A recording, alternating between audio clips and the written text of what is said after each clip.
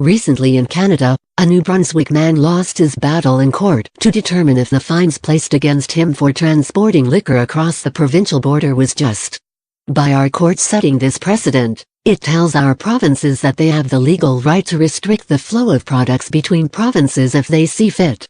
While the individual case was only regarding alcohol, it is not difficult for a province to now apply the same logic to any product of their choosing. Alberta recently released a proposed bill known as Bill 12. In it, they state the following. No person shall, without a license, export from Alberta any quantity of natural gas, crude oil or refined fuels. On the surface, this appears to be an attempt to legalize the restriction of product flow to businesses outside of Alberta. When you combine it with the previous mentioned precedent, it has more dire implications. The bill specifically states no person and any quantity.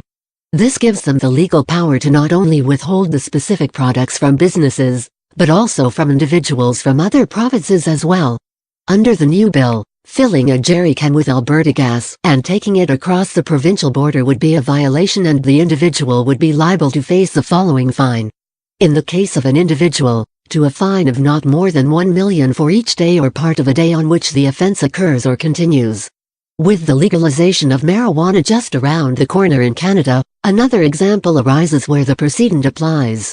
While the federal government has placed laws granting Canadians the legal right to grow up to 4 marijuana plants, Manitoba and Quebec have decided to try to keep it illegal to do so. This is in an attempt to maximize the profit possibilities within the provinces by limiting the ability for the public to obtain the product by tax-free methods. The restriction of product flow across the provincial borders will likely be one of their main focuses early on, as individuals who live near the provincial borders are guaranteed to try to trade with individuals living in provinces without the ban.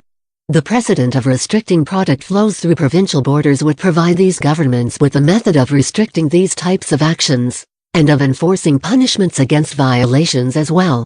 This single story of a man from New Brunswick who wanted to buy cheap beer in another province has led to a precedent that will likely damage our economy for many years.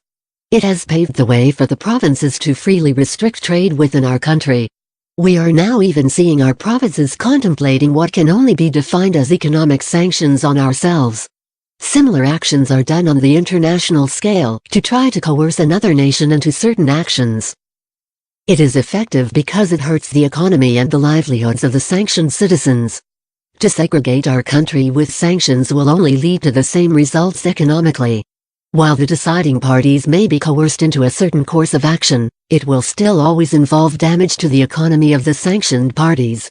By doing this within our own nation, we are effectively waging a resource war with ourselves that will have no real winners. Trade that once would have been done internally will either be imported from other nations or result in a black market that will thrive through illegally smuggling products across provincial borders.